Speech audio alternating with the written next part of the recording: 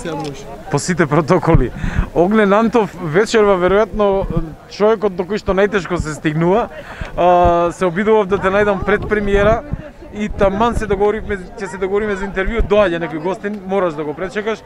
Возбудата беше голема пред премиера, како е сега после премиерата? Ја обично не седам на моите премиери, ова е прва премиера, не можев да излезам ради протоколиве надвор. Иначе не си седам на моите премиери, пошто сум го гледал уствари, секогаш сум си го гледал филмов барем едно милиарда пати и само затоа не кев да седам, ама морав сега да седам, па се бркавме пошто доаѓаа луѓе карти, не карти. Тоа е тоа заради протоколите, имавме многу малку капацитет, ама и ова е сосема доволно. Следно е нешто кино да можат луѓето да го видат, пошто екипава е велешка екипа. Ја го чекам тоа со душа велешкото кино, заради тоа што таму имам една премиера правена, таа библиотека Бели мугри, некако чекам тоа да се случи, па еве еден повик, нека се случи побрзо, следната премиера на Стела у Македонија, прво да биде таму.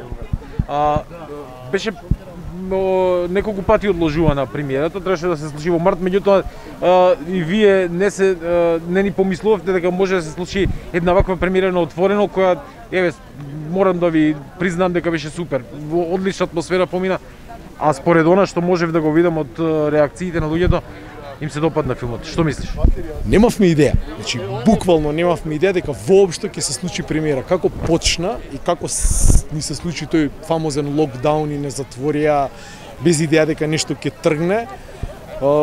Немавме идеја дека воопшто некогаш ќе се случи премиерата, заради тоа што ние ги правиме филмовите за во кино. Не ги правиме за на телевизија или за на VOD. Тоа е некоја следна фаза од после киното.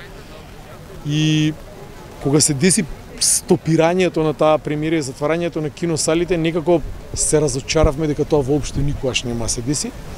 Фала на Синедес кој што не избра да ние бидеме тие кои што ќе го скршиме мразот и да се случи на отворено и да изгледа вака светски како што изгледа. Многу сум среќен заради тоа што успеавме да ја пуштиме Стела во етер, да си го најде својот пат под звезденото небо, да се најде некаде помеѓу некои од светските фестивали, светските дистрибутери, селс агенти, телевизии, VOD платформи, што и да е. Те слушав и во обраќањето на крајот на филмот, спомена дека Dream Factory некако полека како да се претвора во продукција која произведува филмови чија публика се децата, не само децата, меѓутоа некако целите кон семејството, оние семејни вредности. Дали го делиш ова мислење? Да, последните наши два филма се детски филмови конкретно.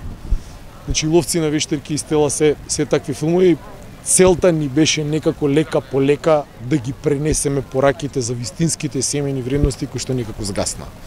Сакаме да ги пренесеме на луѓето дека оние 5 човечки вредности кои што ги кажав на премиерата: љубов, мир, ненасилство, правилно действување и вистина, се она со кое што родителите треба да ги воспитуваат своите деца, да ги научат на тоа. Се надевам дека со Стела успеавме да ја пренесеме пораката и да кажеме тоа што мислиме дека треба да кажеме. Со наредните проекти можеби ќе направиме нешто друго, можеби ќе останеме во овој жанр или ќе останеме во семејниот жанр, но ќе видиме што ќе се случи. Нека заврши пандемијата, па со некои нови плани. Секи биде полесно. Така. Ти благодарам на ова интервју и посакувам филмот да живее уште долго. Да не баталиме ништо, да останеме на баталинет. Така.